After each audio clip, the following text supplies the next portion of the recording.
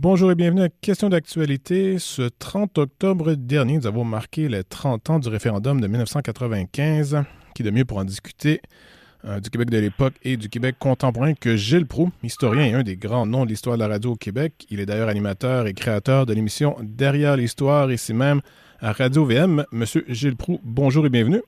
Bonjour, mon cher Jean-Philippe. Je suis très flatté de voir que vous connaissez déjà tout mon pedigree. Il dit qu'il y en a qui passent des carrières complètes pour se faire connaître, ils ne parviennent pas. Ah, ben, c'est dur à manquer. Je pense que vous êtes, comme je l'ai dit, un des grands noms de la radio. Toute personne qui se penche sur la question va voir votre nom passer tôt ou tard. En ce qui a trait au référendum de 95, bon, vous l'avez vécu de toute évidence, mais comment l'avez-vous vécu? T'sais, avant, pendant et après? Personnellement, j'avais à peu près 10-11 ans, là, donc je m'en rappelle, mais je ne l'ai pas vécu comme un adulte, donc je pose la question à ceux qui l'ont vécu comme des adultes qui ont pu voter aussi à l'époque. Comment est-ce que vous avez vécu la chose? J'ai vécu ça avec mon pessimisme traditionnel et j'en souffre. Je le dis souvent aux gens, je suis un prophète de malheur et 8 fois sur 10, je tombe dessus. Et j'avais tombé dessus en disant, même à Lucien Bouchard, qui était venu 2 jours avant le dépouillement en question, je suis content en disant, tu sais qu'on gagne. Je dis, voyons, monsieur le chef d'opposition qui va devenir premier ministre, j'ai un trou de mémoire, c'est pas des farces, je ne trouve pas son nom. Lucien Bouchard?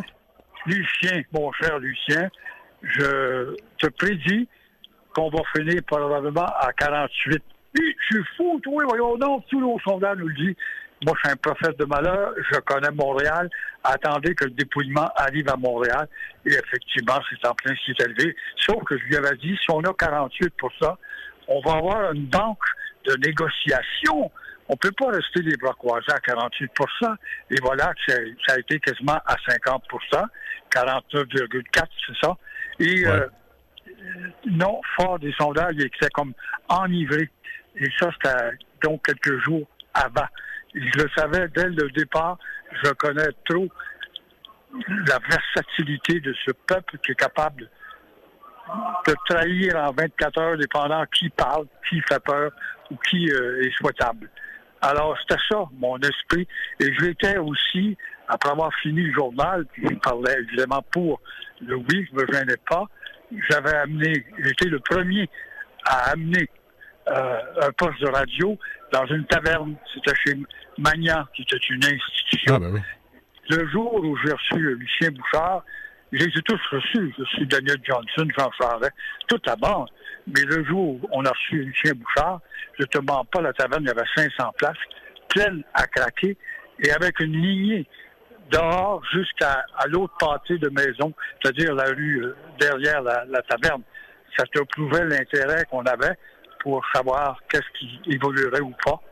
Et là, bon, on était dans l'esprit de la victoire pour ces gens-là. Mais moi, l'éternel pessimiste, le prophète de malheur, j'en souffre encore une fois, je le dis. Je me disais, à la dernière minute, on va être déçus. Et quand j'ai vu le dépouillement qui partait des îles de la Madeleine, passant par la Gaspésie, puis la vallée du Saint-Laurent, puis rentrer à Montréal après Repentigny, je savais attendre que le vote de Montréal rentre. Et c'est en plein ce qui s'est arrivé. Et Jacques Parizeau avait 1000 fois raison de dire qu'on a été pris et volé par le grand capital et certaines ethnies, pas toutes, parce qu'on disait, il était contre les ethnies, c'est pas vrai, pantoute. Il y avait d'ailleurs nombre d'Haïtiens dans la foule le soir du dépouillement du vote. Et c'est ainsi que c'est fait. Le Québec, on dirait que c'est un État et une nation faite pour perdre. Faite pour perdre, c'est dur comme mot quand même. Oui, mais trouvez-moi une victoire. L'histoire le prouve peut-être, là, par contre. Oui, mais il faudrait la trouver, la victoire, depuis Oui, Pierre Lemoyne d'Iberville, on ne l'a jamais vu.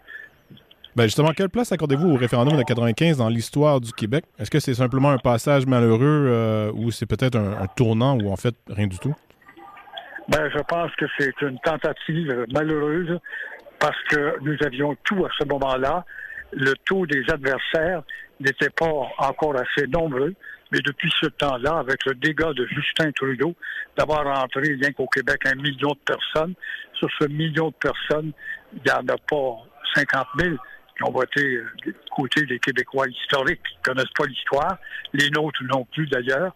Alors j'ai vu ça comme un malheur, en ce sens que probablement que nous n'aurons jamais pu de majorité suffisante.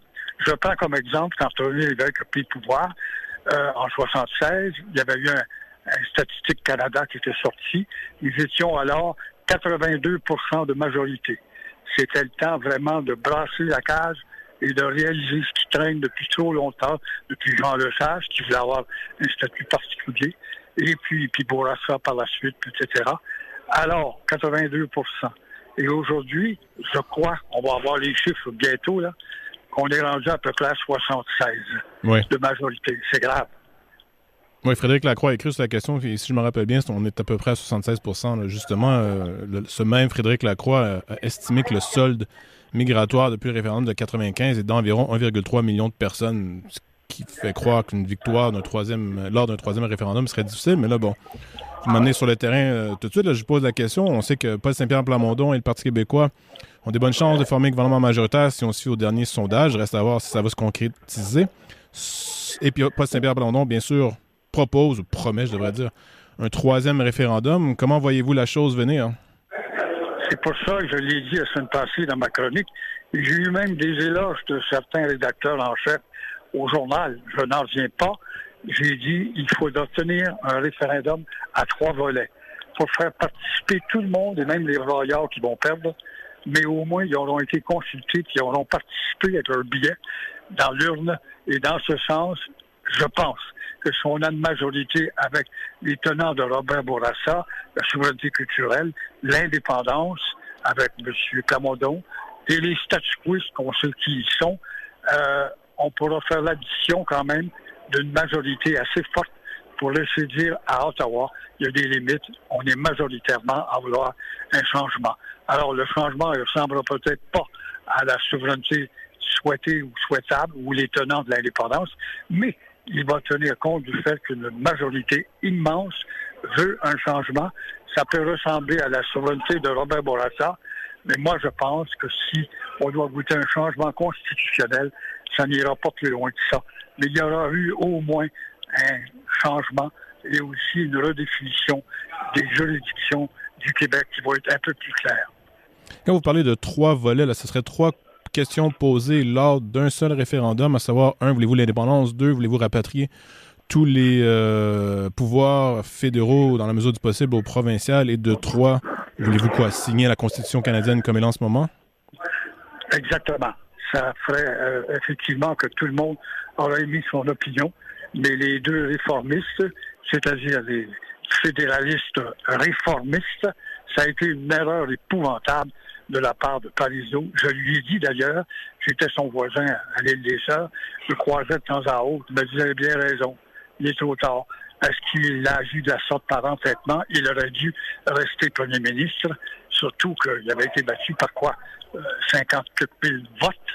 Alors, il aurait dû dire la crise constitutionnelle persiste, chers amis, malgré qu'on a perdu aux chiffres, mais il ne faut pas vous imaginer que les fédéralistes réformistes, genre Denis Hardy, genre Jean-Paul Lallier, genre combien d'autres qui étaient des ministres dans le cabinet Bourassa, par exemple, qui n'acceptent, et même Daniel Johnson, fils, qui avait dit une fois durant la campagne, allez pas vous imaginer que la victoire du non va régler le problème de la personnalité que le Québec doit développer. Alors, rien que ça, là, il aurait été premier ministre des indépendantistes et en même temps de ces milliers de gens qui voulaient quelque chose de changeant et il a démissionné beaucoup trop vite avec un bassin de vote de la sorte. Jacques Parizeau voulait dire la journée d'après?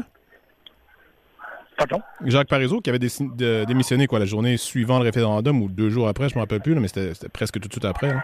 C'est ça, 48 heures plus tard pour dire « Je ne veux pas être un premier ministre d'une province ». Ça a été une erreur. Et je pense que Bouchard lui a dit, enfin, quand on lit les ouvrages qui ont été publiés, il y en a des centaines, ils tournent tous autour de ça. Et il ne pouvait pas démissionner à la tête d'une province, même s'il ne voulait pas l'être. Il avait un trop beau bassin de vote pour exiger à l'intérieur d'une crise constitutionnelle un changement, en tout cas, d'évolution, si on veut, mais pas le statu quo comme c'est le cas actuellement, ou avec cette perte, avec quoi, moins de 50 000 votes, on n'a jamais tant reculé. Je pense que c'est 54 000, si je me rappelle bien. Je ne suis pas certain. 54 000. Imaginez-vous, on ne remplissait même pas le stade olympique avec ça. Ça, c'est à part des quelques bulletins volés. Et puis, les entorses à la démocratie, surtout du côté du clan du fédéral, avec les avions du Canadien Pacifique. On ne sait pas qui est-ce qui a payé les frais de ça, mais des gestes qui, en tout cas, étaient inacceptables dans le cadre de la loi référendaire du Québec. Vous avez parlé des fédéralistes réformistes. Bon, à l'époque, il y en avait. J'ai l'impression qu'aujourd'hui, il n'y en a plus du tout. Il y a un sondage récent, là, encore une fois, sur la souveraineté, et qui mentionnait que plus de 50% des Québécois dans le sondage, du moins dans l'échantillon, avaient répondu qu'ils seraient prêts à ce qu'ils voudraient que le Québec signe la Constitution canadienne dans son état actuel, ce qui me fait dire que non seulement il n'y a plus vraiment au sein du Parti libéral, en tout cas du Québec, de fédéralistes réformistes, mais en plus, électoralement parlant, c'est pas gagnant de l'être. Est-ce qu'on est dans une impasse là, constitutionnelle dans le sens où le Québec risque d'adhérer à la Constitution sans rien négocier? Terrible. C'est une réflexion très pertinente. Vous avez raison de voir ces ignares qui sortent du cégep, qui s'imaginent être très ferrés en matière de connaissances politiques et qui seraient prêts à rentrer dans le giron sans rien demander. Il faut vraiment être des bandes d'idiots avec des diplômes. Comment est-ce qu'on peut être rendu là? Le Parti libéral, le dernier élément qu'il a eu de réformiste, ça a été celui du Benoît Pelletier, qui était un constitutionnaliste. Il avait développé un plan aussi par les fédéralistes qui donnait à tout le moins une identité au Québec favorable à l'affirmation nationale, à faire rappeler qu'on est une nation, qu'on a fondé, qu'on était là 200 ans avant les êtres racistes qui nous malmènent. Alors, il n'y en a plus des Benoît Pelletier au Parti libéral fédéraliste. Comment est-ce qu'on a pu effacer ça si vite? Ça te prouve comment l'école est superficielle. Ça prouve comment est-ce qu'on enseigne peu ou pas l'histoire nationale. Alors, qui es-tu? Je ne sais pas. Qui est Champlain? C'est un pont. Et on est rendu justement à cette bêtise humaine qui est répandue chez ceux qui forment une majorité, imaginez-vous. Vous avez vécu aussi le référendum de 80, donc j'ai envie de poser la question, comment est-ce que le Québec a changé? Parce qu'en fait, c'est le 45e anniversaire, si on peut dire, ou commémoration cette année aussi, du référendum de 80, qu'on n'a pas souligné par contre, mais somme toute, vous avez vécu les deux référendums, vous avez vu le Québec évoluer, donc en quoi a-t-il évolué ou comment a-t-il évolué depuis 80? C'est intéressant. Oui, effectivement. Bon, puis 80 avec notre 40 %. Là encore, comme procès de malheur, j'avais gagé ça avec des gens un peu partout en public. Si on pince 40, on est bon. Et on est arrivé à ça, effectivement. Mais au moins, le 40 a évolué. Il a évolué dans le temps à la faveur de la pédagogie qui s'est faite, ou dans les postes de radio, de télé, les journaux, on faisait beaucoup de pédagogie avec des nouvelles à caractère politique, évolutif ou pas, et avec Robert Bourassa qui rentre avec sa souveraineté culturelle, avec des chefs politiques qui n'acceptent pas d'aller se prosterner devant Ottawa pour dire on va rentrer dans le giron constitutionnel de 80 ou 82 par la suite. Alors, il y avait donc encore un bassin de gens assez instruits politiquement qui nous permettait de faire cette pédagogie de 80 à 95. Rajoutons toutes les insultes qui se sont rajoutées, les mépris de la part de Pierre-Éliott Trudeau, quand on voudra dire un changement, toutes les hypocrisies et manipulations que nous avons subies. Mais on n'écoute pas, ou si on l'a entendu, on l'oublie tout de suite après. Notre slogan étant « Je me souviens de quoi? De rien ». J'avais interviewé Robin Philpot, l'auteur du livre Le référendum volé à l'époque. Là, je l'ai interviewé l'an dernier, en fait. Et il me disait qu'après la publication de son livre, Jacques Parizeau lui avait dit « Si j'avais su tout ça, les révélations de Robin Philpot en ce qui a trait, disons, magouille ou tricherie des fédéralistes de l'époque, appelez ça comme vous voulez, il aurait agi différemment. Donc, Jacques Parizeau aurait agi différemment. Donc, vous connaissiez à l'époque Jacques Parizeau relativement bien, si je comprends bien. Est-ce que vous avez déjà mentionné quelque chose là-dessus, suivant les révélations? Bon, il y a eu la commission Gomery par la suite à propos d'Option Canada. Et là, dernièrement, il y a la commission Grenier. On ne connaît pas le contenu de la chose, mais on s'en doute un peu. Là. Est-ce qu'il avait dit quelque chose à ce sujet suivant le référendum? Je me souviens qu'il avait louangé, en tout cas, le travail de Philpot, qui avait beaucoup fouillé. Il était avec Normand Lester là-dedans, un fouineux comme journaliste d'enquête. Et effectivement, ça l'aurait peut-être précipité à ne pas accepter le résultat et la Constitution telle que dessinée par Chrétien et Trudeau. Alors, ça maintenant une crise constitutionnelle qui est encore en suspens, mais malgré tout ça, Philpot était un gars très courageux, un bon fouilleur, un vrai journaliste d'enquête, avec le staff, il faut l'avouer, mais ça va pas plus loin. C'est toujours la même chose. On fait un constat, mais on a été knock-outé déjà auparavant, c'est-à-dire au deuxième référendum. Alors, on a été knock-outé et on a été étourdi. On s'assoit et on n'en parle plus. On passe à d'autres choses. Comment peut-on réussir ça? Comment se fait-il que les Irlandais qui se battent contre Londres pour devenir un peu plus indépendants ou fusionner avec l'Irlande du Sud, si ce n'est pas dû au fait qu'à l'école, on enseigne l'histoire? Il y a deux éléments qui maintiennent cette nation moderne, qui maintient cette nation à revendiquer justement le rapatriement du Nord au Sud. Ça, c'est dû au fait que la connaissance politique est enseignée. Il y a aussi une religion, quoi qu'on pense, qui est quand même, qui sont des paroisses, si on veut, pour une nation, pour les tenir dans un certain couloir à cultiver la politique. Et comme ils connaissent leur histoire, sont capables de participer à n'importe quelle sorte de consultation. Même chose, il y a deux nations modernes qui se maintiennent actuellement parce que l'américanisation est tellement forte pour le monde entier. Les Français en tête, ils élisent des gouvernements de gauche et puis ils sont des pays petits capitalistes américanisés. Mais l'autre nation, c'est Israël. S'il y a une nation qui est rattachée au matérialisme, c'est eux, les maîtres et l'esprit du capitalisme. Et des fois, ils sont brutaux, mais ils se maintiennent, quel que soit l'âge des Israéliens. Comment ça se fait?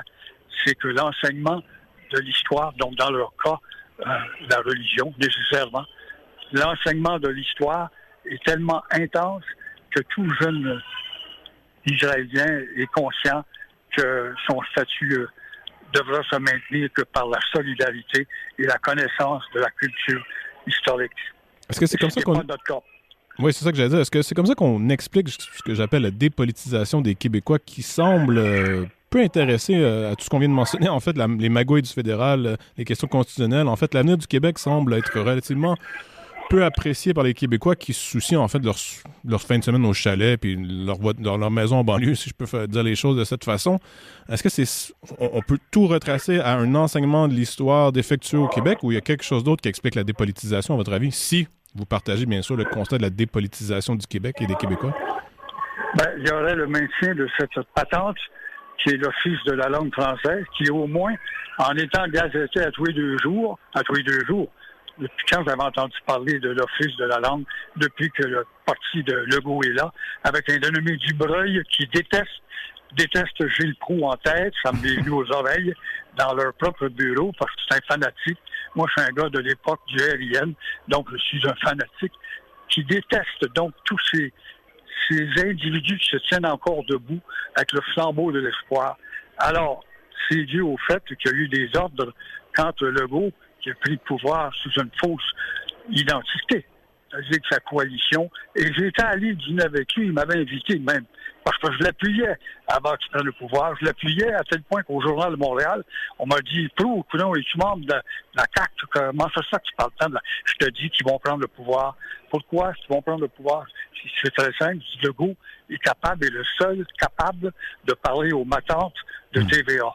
Et quand tu te fais comprendre auprès des matantes de TVA, mais là, tu fais des gains. Il était rassurant. Mais quand je lui ai dit tout ça, j'allais être rabroué, il m'avait dit, je me rappelle très bien, non, tu comprends pas que les mentalités, l'autre bord de la rivière des Outaouais, ont évolué là aussi.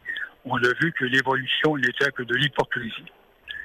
Mais comment on explique ce vide de culture politique? Si je peux dire, il nous reste à peu près 2 minutes, là, mais vous l'avez mentionné, là, il y a des gens dont je pense à Pablo Rodriguez, je ne vais pas le cibler, là, mais qui a fait des commentaires à ce qui a trait au référendum de 95 en nous disant il faut parler de santé et d'éducation, puis c'est un peu n'importe quoi. Et là, François Legault, à l'époque, il ne voyait pas venir ce que le fédéralisme allait être de façon inévitable. Et comment on explique cette espèce de vide au total? Je ne sais pas dans quel mystère, quel cerveau il faudrait rentrer pour se faire expliquer qu'est-ce que c'est que ces volte-face si rapides? Quand tu dis à l'Office de la langue, qui est là comme gardienne, ne combat même pas les centaines de milliers de commerces détenus par des Québécois qui se donnent des noms anglais. Maintenant, on veut percer aux États-Unis. Ils ont des arguments tellement bêtes et stupides. C'est drôle, le cycle du soleil, il n'y a pas eu besoin de s'américaniser, de se vendre autour de la boule de terre, mais on n'est pas capable de faire monter ce peuple-là d'une marche. Et comment expliquer ça? Moi, je pense qu'on est en train de nous avoir dans l'aisance. On a un nouveau programme pour ceci. On a des programmes pour la misère humaine. On a beaucoup de programmes, mais on n'a pas de programme pour la fierté de vos origines. Vous ne savez pas que vous avez été un grand peuple. Vous êtes battu 200 ans de temps avant de céder. Et on nous fait passer, avec l'immigration qui rentre à pleine porte, il y a une campagne, c'est sûr, il y a une courroie de transmission qui fait dire à ces gens-là, oui, vous êtes obligés d'apprendre le français. Je ne sais rien que les enfants, parents, il ne faut pas s'énerver. Vous êtes obligés d'apprendre le français, mais le français, c'est tout simplement un élément aléatoire en dehors du débat. La réalité, c'est le continent nord-américain. Alors, quand on fait cette pédagogie assimilatrice, on se fait dire avec le temps qu'on est une nation de trop, même si on est là depuis 400 ans au total. On n'est pas les porte-parole d'une puissance économique, une culturelle, une culture justement américanisante qui s'étend partout dans le monde. On devrait être encore plus bagarreur, regardez rien que le stade olympique, les plaines d'Abraham, on te remplit ça à craquer des centaines de milliers pour aller voir un chanteur américain. Je veux dire, ils sont bons, je ne dis pas le contraire, mais on n'est plus là du tout. On est des éléments du passé qui sont en voie d'extinction. Moi, je suis très pessimiste. Hormis, il reste un élément, et ça va être celui-ci, au prochain référendum. Il faudra que Pierre-Paul Saint-Pierre, qui est un gars sympathique, articulé, qui vend bien sa marchandise, qui est rassurant, mais c'est pas vrai qu'il va pouvoir gagner un référendum avec l'aliénation qui est une caractéristique des colonisés. Sur ce, Gilles Proulx, un grand merci. Moi de même, et bonne chance dans votre nouvelle fonction le midi. Merci, c'est gentil. Restez avec nous après la pause. Nous discutons avec Jérôme Blanchet-Gravel.